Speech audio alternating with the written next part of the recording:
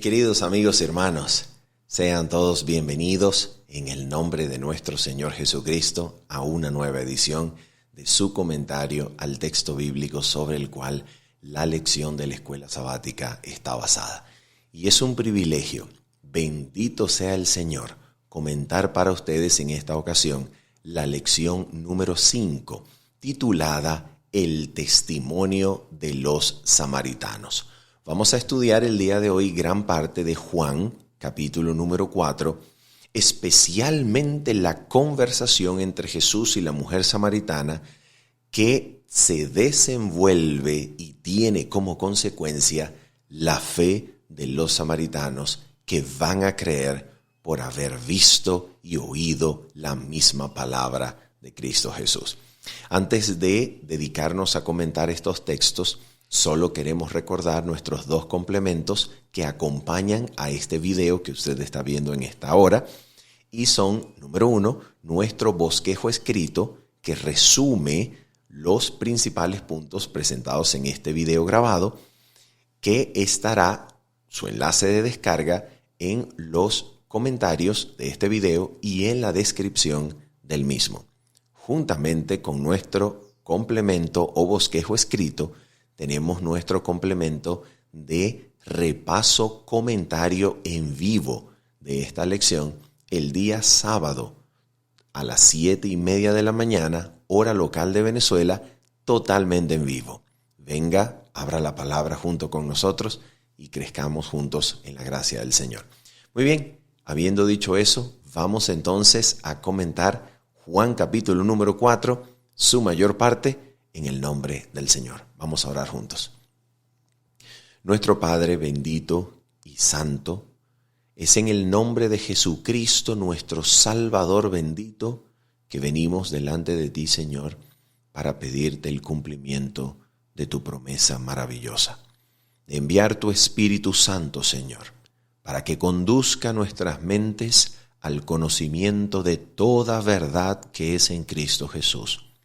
Por favor, Padre Santo, enséñanos, levanta nuestras miradas y permítenos contemplar a Cristo en la hermosura de su santidad, en su gloria, Señor, en su carácter precioso. Por favor, Señor, para que le veamos y seamos transformados de gloria en gloria a su misma imagen. Tómanos, Señor, y úsanos en el nombre de Cristo Jesús. Amén y amén. Muy bien, vamos entonces a comenzar con Juan capítulo número 4, versículo 1 en adelante, que nos va a brindar el contexto de la ida de Jesús para Galilea, donde, según dice él, le era necesario pasar por Samaria. Vamos entonces a mirar. Nos dice el texto bíblico de la siguiente manera. Cuando pues el Señor entendió que los fariseos habían oído decir: Jesús hace y bautiza más discípulos que Juan, aunque Jesús no bautizaba sino sus discípulos, salió de Judea y se fue otra vez a Galilea, y le era necesario pasar por Samaria. Vamos a hacer una pausa aquí para comentar algo bien interesante. Jesús abandona Judea para ir a Galilea, probablemente con la intención de no acortar su ministerio en Judea, probablemente con la intención de no apresurar la cruz, porque su fama estaba corriendo. Ya se decía que bautizaba más que Juan el Bautista, es decir, estaba atrayendo más discípulos que Juan, y entonces Jesús decide salir de Judea, no sea que probablemente su ministerio fuese acortado. El punto es que el texto bíblico dice en el versículo número 4, y le era necesario pasar por Samaria. ¿Le era necesario? Bueno, algunos judíos, con la finalidad de no entrar en Samaria, añadían kilómetros importantes a su ruta de viaje entre Jerusalén y los territorios de Galilea, conocido como también la región de Decápolis. Pero Jesús dice o piensa, según el Evangelio de Juan, que le era necesario pasar por Samaria. ¿Cuál puede ser la razón? Cristo había salido al encuentro de un alma que necesitaba conocerlo para convertirse en mensajera de Cristo y así alcanzar a los samaritanos. Cristo sabe lo que estaba haciendo.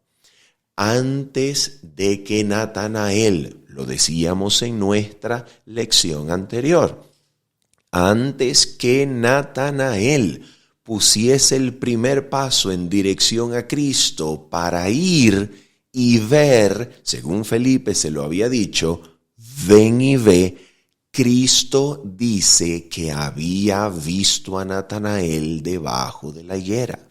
De la misma forma, antes que aquella mujer de la cual el capítulo número 4 nos va a hablar, pusiese su primer pie en dirección al pozo de Jacob, Cristo pensaba que le era necesario pasar por Samaria.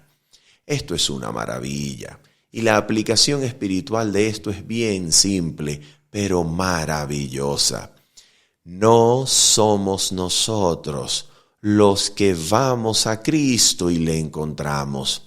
Somos más bien atraídos por Cristo, que salió a nuestro encuentro, que prepara el camino para nuestro encuentro.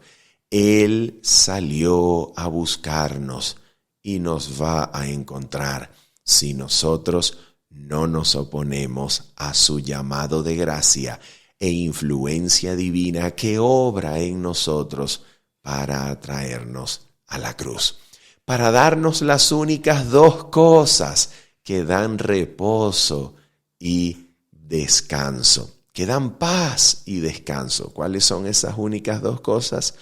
La gracia de Cristo y el gozo de la santidad. Vamos a seguir leyendo. Dice entonces el versículo número 5 de la siguiente manera. Vino pues a una ciudad de Samaria llamada Sicar, junto a la heredad que Jacob dio a su hijo José, y estaba allí el pozo de Jacob. Entonces Jesús, cansado del camino, se sentó así junto al pozo. Era como la hora sexta, es decir, pleno mediodía.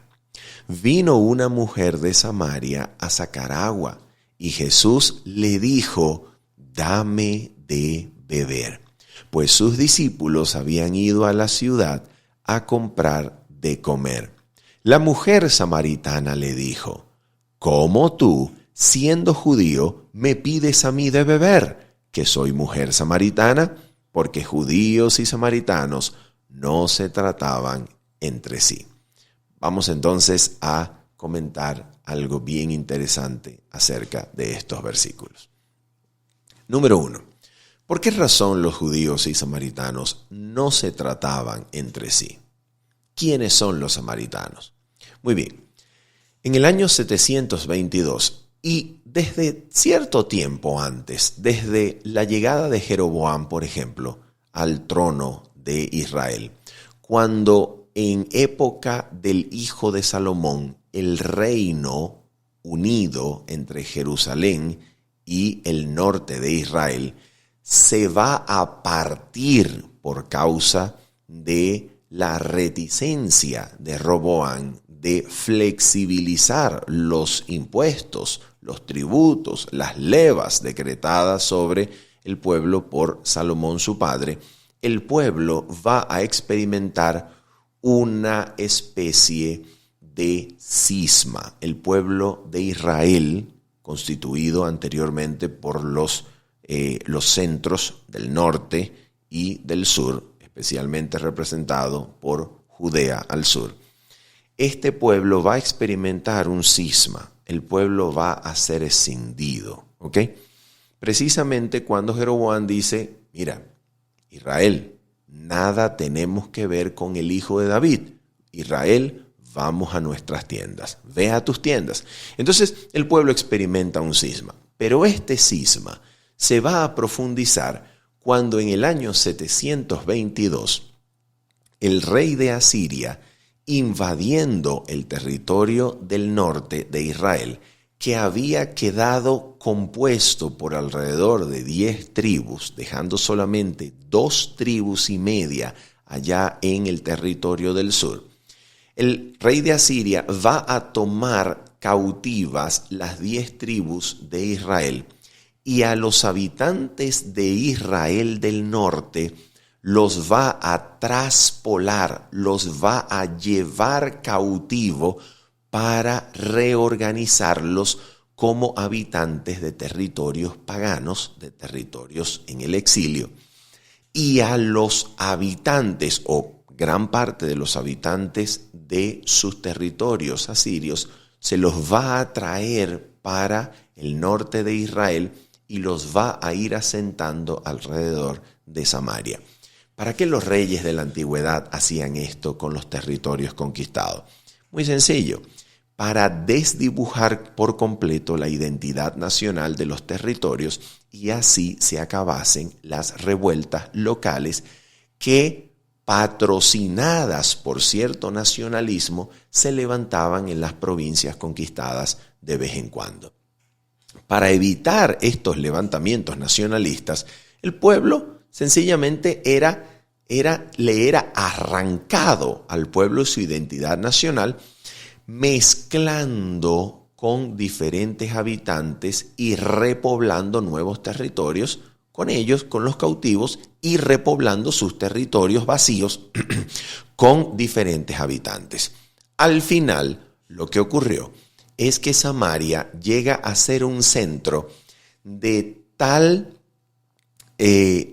mezcolanza, de tal sincretismo religioso, que los samaritanos van a tener una especie de religión propia, con un texto sagrado propio, conocido más adelante como el Pentateuco samaritano, con una forma de religión propia y, atención, probablemente una de las cosas más importantes, con un lugar de adoración propio y distinto del templo de Jerusalén, edificado en el monte Gerizim, donde se practicaba la religión samaritana.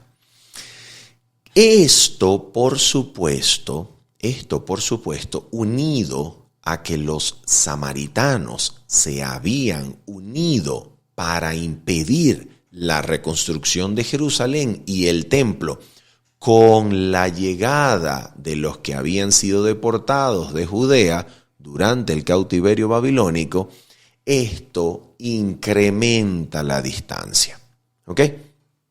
Incluso se dice en la historia que algunos judíos, se dice en la historia que algunos samaritanos, cuando sabían que algunos del norte descendían a Jerusalén para observar los encuentros o las fiestas allá en el templo de Jerusalén, hacían incluso robos, hacían boicots para impedir el avance de los peregrinos que del norte transitaban en dirección a Jerusalén, pasando por Samaria. Entonces las relaciones no eran nada buenas. El punto es que Jesús, atención, Jesús no le ofrece a la mujer agua en un primer momento. Jesús le pide a ella el favor que le diera de beber. ¿Por qué es importante esto? Porque la confianza engendra confianza. Y Jesús entonces se muestra y se exhibe como una persona que depende de un favor, imagínate, sacar agua para que esta mujer, que es oriental y como tal considera un don sagrado apaciguar la sed de un peregrino, Jesús entonces le pide agua y así levanta confianza en la mujer. Jesús engendra confianza presentándose a sí mismo como dependiendo de un favor de ella. Y piénsalo por un momento. El creador de los océanos, el creador del agua, el creador de todo cuanto existe, del firmamento y de lo que llamamos el ciclo del agua, Él le pedía a ella que le diera de beber un poco de ese pozo. Es una cosa maravillosa, verdaderamente encantadora de Cristo nuestro Señor. Entonces la mujer que acaba de recibir la petición para satisfacer la sed de Jesús, ahora mira lo que va a ocurrir. Mira lo que la mujer le va a decir. Vamos a mirar el versículo número 10, que es la respuesta de Jesús ante la pregunta de la mujer. Oye, pero ¿cómo tú siendo judío me pides a mí de beber que soy samaritana? Vamos a mirar la respuesta de Jesús. La respuesta de Jesús es la siguiente.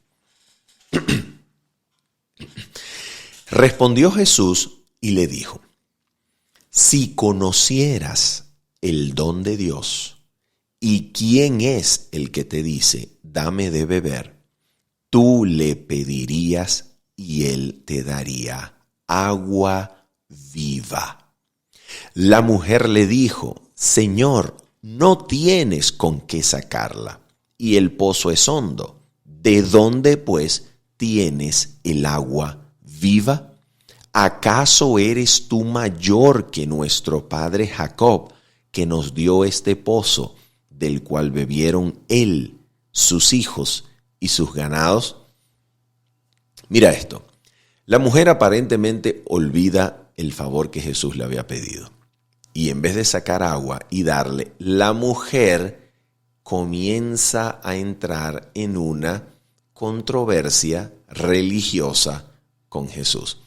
Porque la mujer entonces aparentemente comienza a darse cuenta de que estaba en la presencia de un judío muy, muy especial. Entonces la mujer entra en una controversia religiosa con Jesús al mencionar o preguntar si Jesús era mayor que Jacob, quien les había dado el pozo. El punto es que Jesús le acaba de decir que si ella supiese quién es él, quién es el que le pide agua, ella le pediría a él y él le daría agua viva. El agua viva es parte del uso que Juan utiliza de manera especial del tema del agua en su evangelio. Y piénsalo, son muchas ocasiones en donde aparece el agua haciendo algo en relación con el ministerio de Jesús o tratando de comunicar un mensaje en relación con lo que Jesús quiere hacer por nosotros. Por ejemplo, Juan 2, Jesús convierte el agua en jugo de uva. En Juan capítulo número 4 aparece aquí el agua de vida.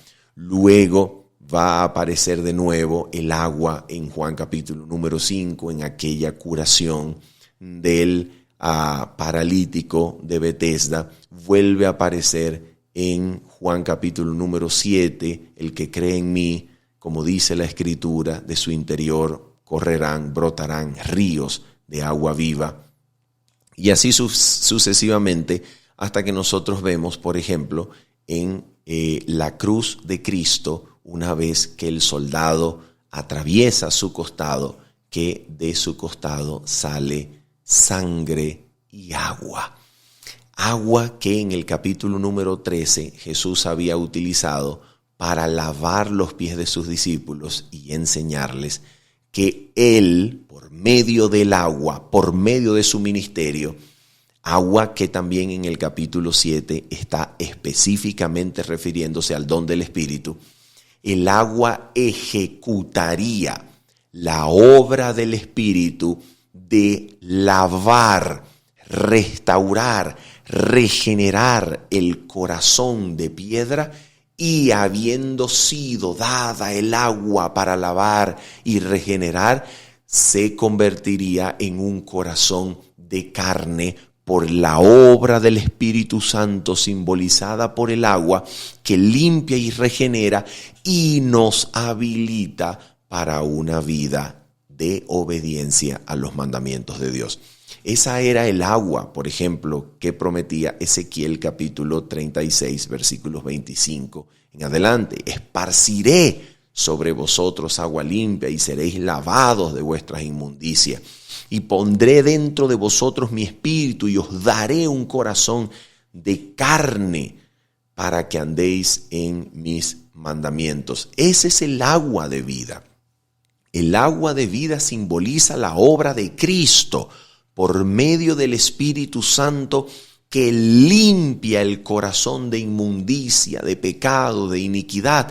Y dejándolo limpio, lo habilita, lo regenera, lo restaura, lo vivifica, porque ese es el paralelo del agua en Ezequiel capítulo número 36 y 37. Así como el agua daría vida al sequedal, así como el agua daría vida al desierto y haría que el corazón se convirtiese en capaz de andar en los mandamientos de Dios, el espíritu que el agua promete representar, el espíritu dentro da vida y resucita como dio vida y resucitó a ese valle de huesos secos en Ezequiel 37. Quiere decir que la obra del agua simboliza la obra del Espíritu Santo que limpia, regenera, vivifica el corazón para dejarlo capacitado, habilitado, apto en toda obra buena, como lo dice allá en Hebreos capítulo 13, versículos 20 y 21. Capacitado, apto para toda obra buena, para que hagamos su voluntad. ¿Cómo sucede eso?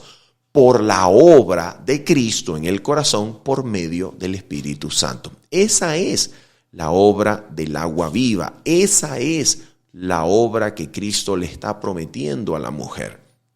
Le está diciendo que puede darle vida en abundancia, vida restaurada, renovada, un comienzo espiritual, una regeneración espiritual que la habilite para no tener sed jamás, que la llene, que la deje absolutamente plena en Cristo, llena de la plenitud del poder divino, para que de ella corran ríos de agua viva que traigan a otros a Cristo, a la vida nueva, a la vida de Dios, la vida que viene enteramente de lo alto, que es la vida de Dios que se nos manifestó en Cristo y que Cristo quiere engendrar en nosotros cuando le vemos, cuando le contemplamos, cuando su palabra llega a morar en nosotros. Eso se trata. Es el mismo mensaje vez tras vez en todo el Evangelio de Juan. Y aquí entonces el símbolo que se utiliza es el agua de vida. Entonces la mujer aparentemente, de la misma forma en que Nicodemo en el capítulo anterior había tomado las declaraciones de Jesús aparentemente de manera ignorante como literales, la mujer dice: Señor, pero tú no tienes con qué sacar agua del pozo. ¿Acaso tú eres mayor que Jacob, quien nos dio este pozo? Y Jesús entonces, de la misma manera como había dicho, o va a decir en Juan capítulo número 6, de la misma manera como le reveló a Nicodemo que no se trataba de un nacimiento literal, ahora le va a decir a la mujer que no se trata de un agua que él puede sacar del pozo, sino que ahora le va a decir Jesús de la siguiente manera. Mira esto, versículo número 13. Respondió Jesús y le dijo: cualquiera que bebiere de esta agua volverá a tener sed, mas el que bebiere del agua que yo le daré no tendrá sed jamás, sino que el agua que yo le daré será en él una fuente de agua que salte para vida eterna. Señor, dame esa agua, dijo la mujer, para que no tenga yo sed ni venga aquí a sacarla.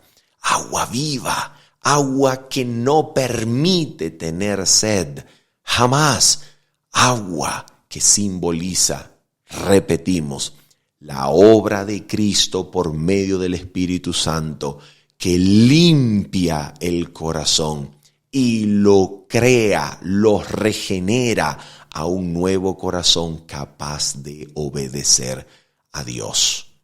Esta obra del Espíritu era la que Jesús le estaba prometiendo a la mujer, de la misma manera como se la prometió a Nicodemo bajo el símbolo del nuevo nacimiento de agua y del Espíritu.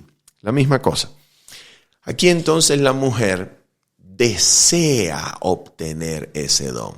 No sabemos hasta qué punto la mujer comprendía lo que Jesús le estaba diciendo, pero Jesús va a hacer algo con ella para que ella finalmente se dé cuenta que no es agua del pozo lo que Jesús le va a dar. Es otra cosa, es un nuevo nacimiento, es una nueva vida. Y entonces cuando la mujer le pide a Jesús que le dé de esa agua que Jesús le está hablando, entonces Jesús ahora va a señalar algo que la mujer debe reconocer con la finalidad de aprovechar por completo el don de Cristo. ¿Qué es eso que Jesús va a hacer? La va a invitar, como dice Romanos 2:4, por su benignidad, por su bondad, la va a invitar al arrepentimiento. Y le dice, mujer, mira lo que le dice aquí, versículo número 16. Vamos a leer. Ve, llama a tu marido y ven acá. Respondió la mujer y dijo, no tengo marido.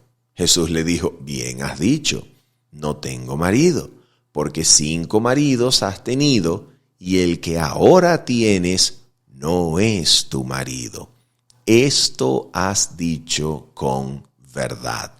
Oh, ¿qué era lo que Jesús estaba tratando de hacer? Jesús estaba tratando de despertar el conocimiento o confesión de su propia condición de la mujer delante de Dios. Jesús está guiando a esta dama al arrepentimiento y a la confesión para que pueda experimentar a plenitud el don de Cristo que ha venido a darle salvación, que le está ofreciendo nueva vida enteramente de lo alto, simbolizada por el agua viva. Entonces la mujer confiesa, la mujer dice, no tengo marido, y Jesús le muestra que conoce su vida. Oh, esto es una cosa espectacular, maravillosa, porque la mujer se da cuenta que está delante de uno que era enviado de Dios y conocía su vida. Pero ¿hasta qué punto este enviado de Dios tiene conocimiento de ella? Lo mostrará si puede resolver la gran controversia nacional, la gran controversia entre judíos y samaritanos. Probablemente en una maniobra de huida, de escape, la mujer aparentemente está evitando que la conversación siga en términos personales de su propia vida. Entonces dice, bueno, este hombre parece que sabe las cosas, parece que conoce mi vida, parece que es un profeta.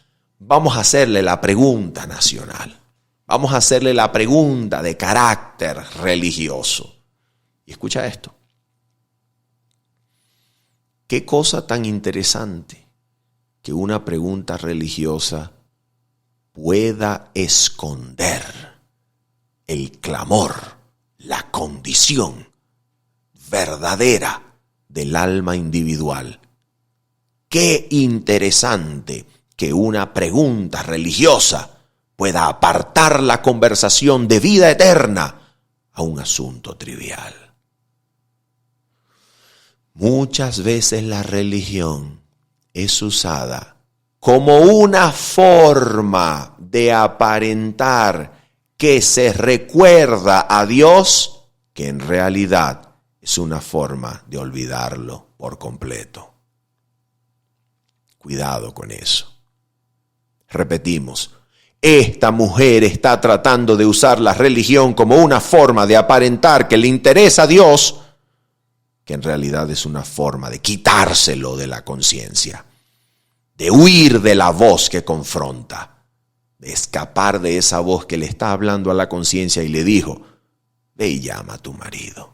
Oh, mis amigos, qué gran peligro puede llegar a ser la religión cuando se utiliza como una forma de acallar la voz de la conciencia, quitando la conversación y la confrontación del Espíritu que nos quiere dar vida eterna, llevándola a una controversia denominacional, una controversia religiosa. Los temas verdaderamente teológicos e importantes, cuando la vida eterna que estaba en juego, entonces ahora puede descansar en la conciencia que ha logrado escapar de la voz de Dios que habla el alma para tornar la conversación en un asunto religioso, en un asunto trivial. Cuidado con eso.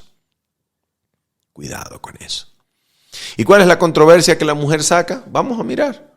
Versículo número 20 en adelante. Dice la palabra de Dios.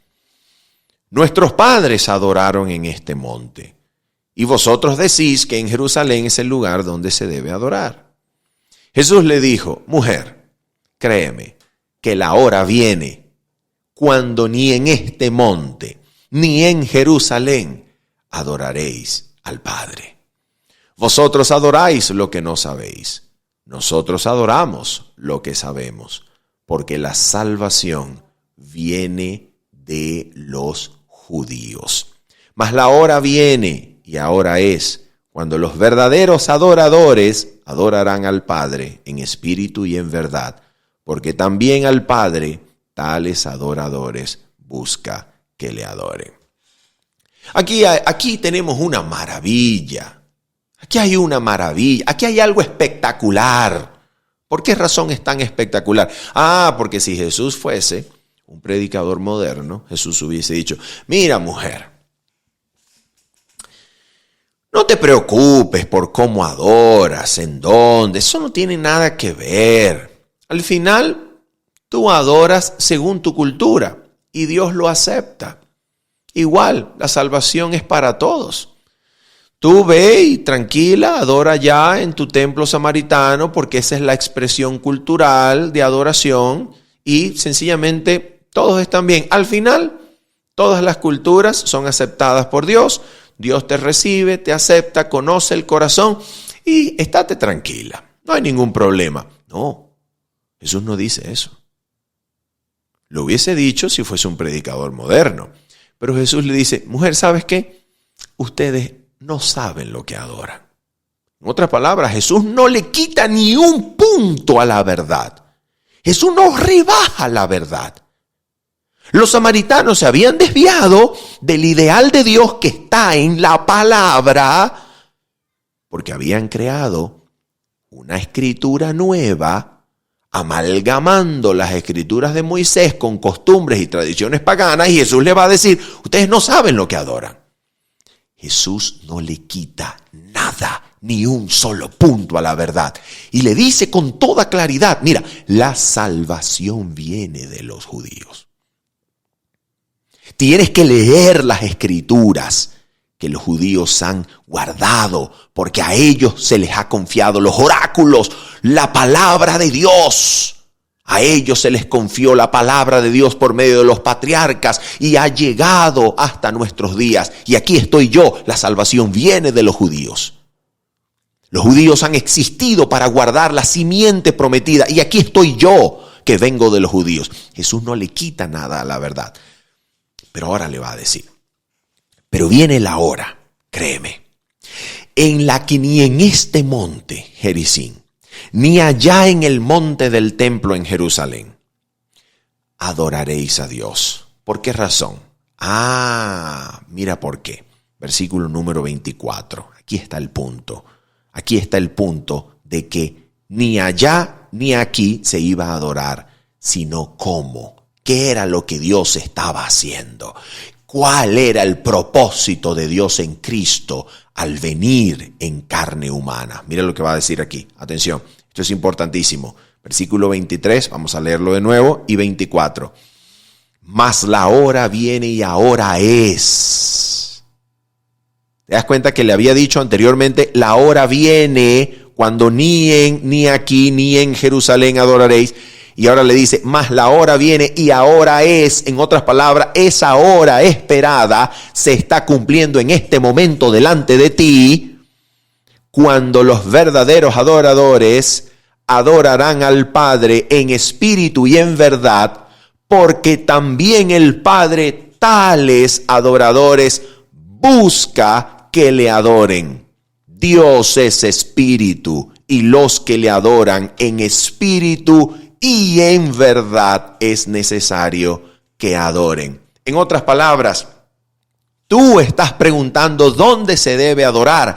Yo te estoy mostrando que he venido a buscarte como parte del plan de Dios que busca. Es Dios que busca a esos verdaderos adoradores para que le adoren en espíritu, es decir, sin importar el lugar del mundo donde se encuentren. No es necesario ir a un nicho de adoración religiosa para encontrarse con la presencia divina. No, Señor, Dios es espíritu, y doquiera haya un alma que cede a la influencia del Espíritu Santo, que es el que busca, entonces, cuando el adorador cede ante la influencia del Espíritu, que quiere darle nueva vida, que quiere darle santidad, que quiere regenerar su corazón para que ande en sus mandamientos,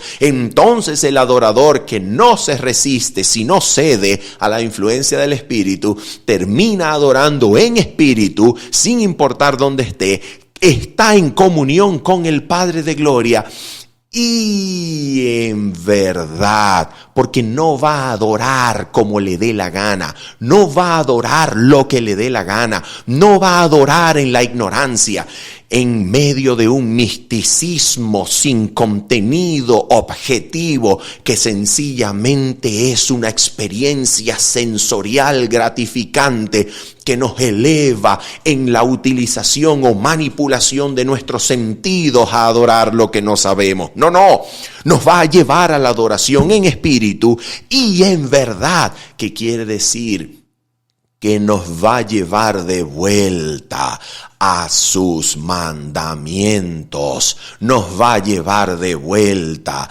a la obediencia de todo lo que Él nos ha pedido, nos ha dicho, nos va a llevar a la obediencia, y ese es el trabajo del agua de vida, ese es el trabajo del Espíritu de Dios, que según Ezequiel 36 daría un nuevo corazón, no para que este nuevo corazón hiciera lo que le dé la gana en libertad supuestamente, sino para que este corazón nuevo, que ya no es de piedra sino de carne, por el agua de vida que recibió, entonces ande en todos los mandamientos de Dios. Eso es lo que dice Ezequiel 36, 27. Es exactamente lo que Dios quiere hacer con nosotros. Por eso la adoración que Dios busca y la adoración que Dios consigue en aquellos que ceden ante el Espíritu que nos está buscando, así como Cristo fue a Samaria a buscar a esa mujer, la adoración que resulta de esa entrega de la voluntad, de esa entrega, de ese no resistirse al Espíritu que nos busca, es una adoración que resulta siempre en una vida cuya totalidad de la existencia, cuyo corazón, pensamiento, mente se amolda a la ley de Dios, se amolda a los mandamientos de Dios. Oye la voz de Dios escucha su palabra y ejerce fe en ella, y el corazón se amolda a la ley de Dios. Y la vida es una vida de adoración en espíritu, sin importar en dónde esté, sin importar en qué estatus está en relación con religiones o denominaciones, porque Dios hace que su pueblo lo escuche donde quiera que esté, incluso cuando lo llama a salir de Babilonia. Y cuando sale de Babilonia por escuchar la voz de Dios que lo está buscando, entonces se transforma en un obediente a todos los mandamientos de Dios. Ese es el Espíritu de verdad, que obra para llevarnos no a la sensación de la comunión con Dios, que pone por el piso su ley y sus mandamientos, sino a la vida verdadera de adoración que nos pone en armonía con la ley de Dios. La vida de justicia, la vida que Dios anhela darnos.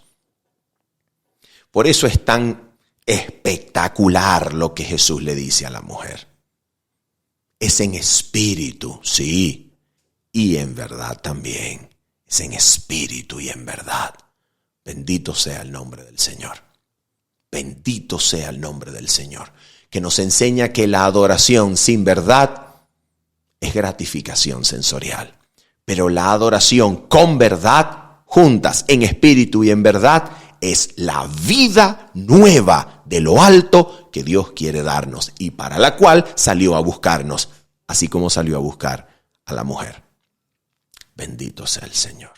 Bendito sea el Señor, que es bueno siempre. Gloria a Dios.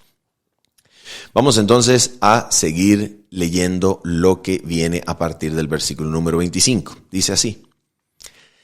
Le dijo la mujer, sé que ha de venir el Mesías. Mira cómo esta mujer está vez tras vez tratando de escapar a la conversación de vida eterna, personal, individual, genuina, para ir a controversias religiosas. Sé que ha de venir el Mesías, llamado el Cristo. Cuando Él venga, nos declarará todas las cosas. Y ahora fíjate la respuesta de Jesús. La única vez que aparece tan claro en todos los evangelios, en los 4, Jesús le dijo, yo soy el que habla contigo. Y esto es maravilloso. Esto no tiene precio. A ver, ¿por qué no a los líderes de Israel? Sino solamente cuando fue conjurado por el sumo sacerdote allá en su juicio, antes de la cruz. ¿Por qué no en el templo? ¿Por qué no decirlo claramente a las multitudes?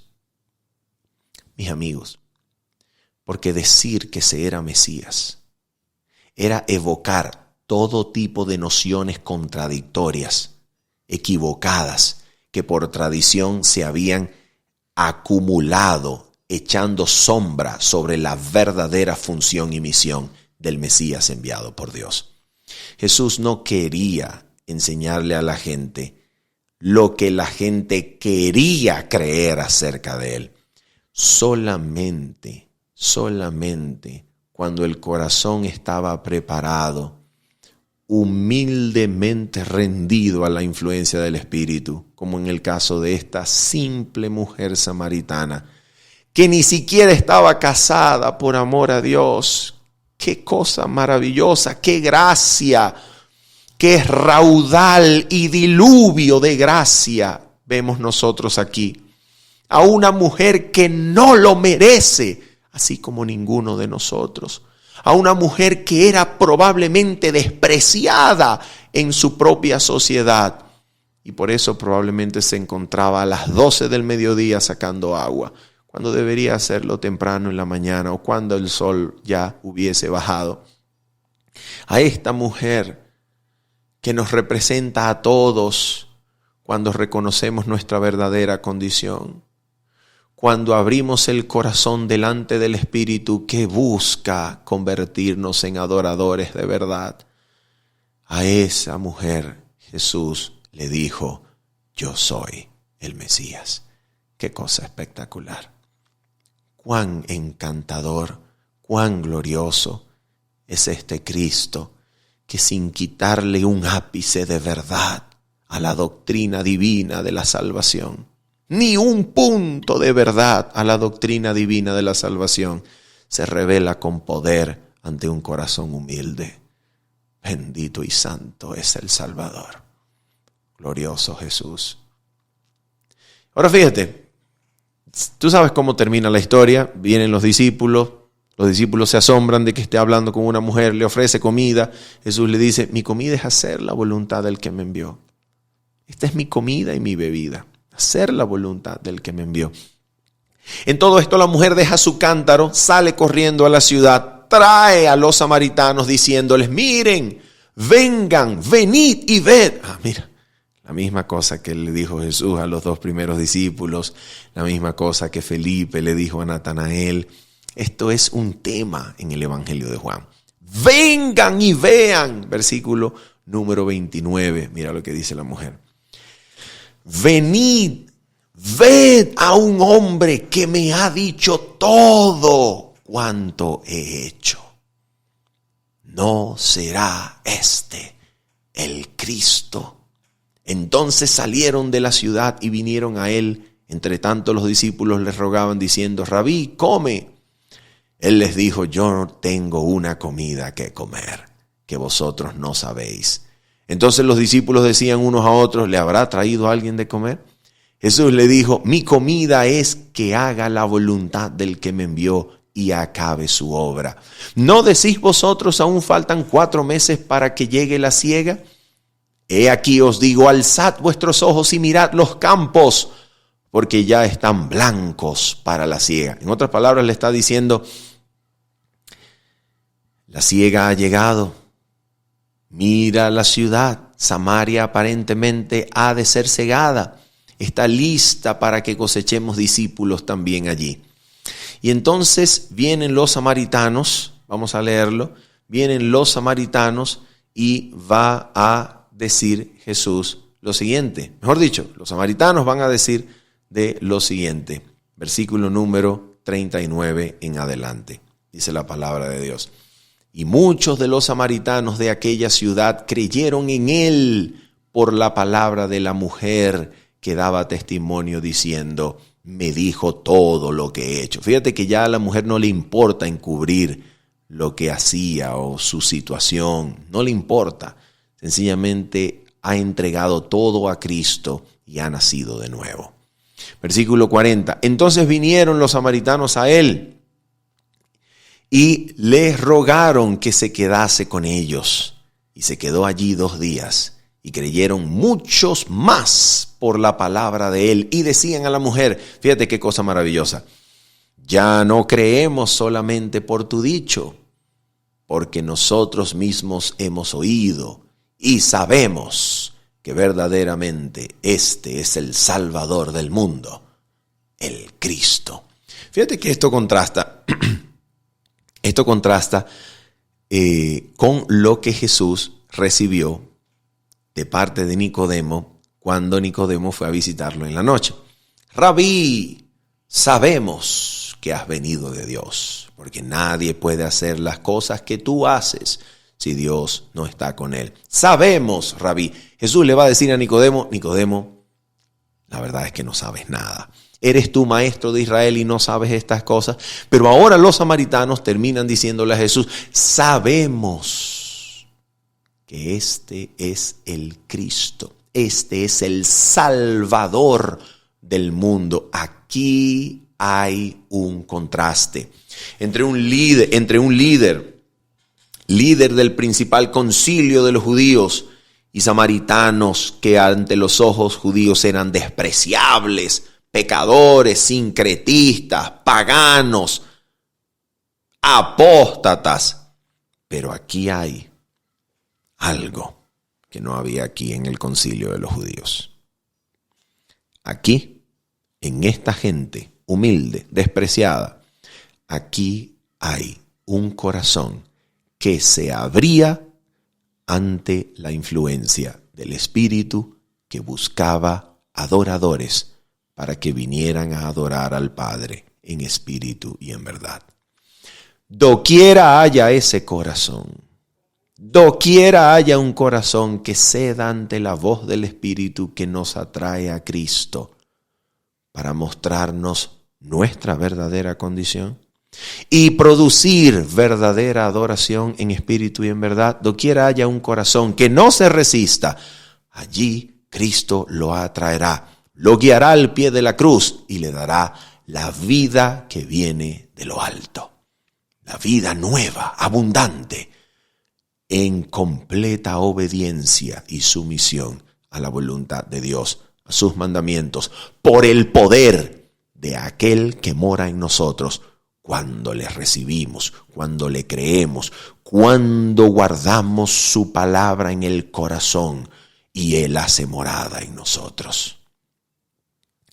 Habiendo dicho eso y esperando que usted haya sido edificado por este comentario, nos despedimos en el nombre de Jesucristo diciéndoles, nos vemos el día sábado a las 7:30 de la mañana, hora local de Venezuela. Bendiciones. Chao, chao.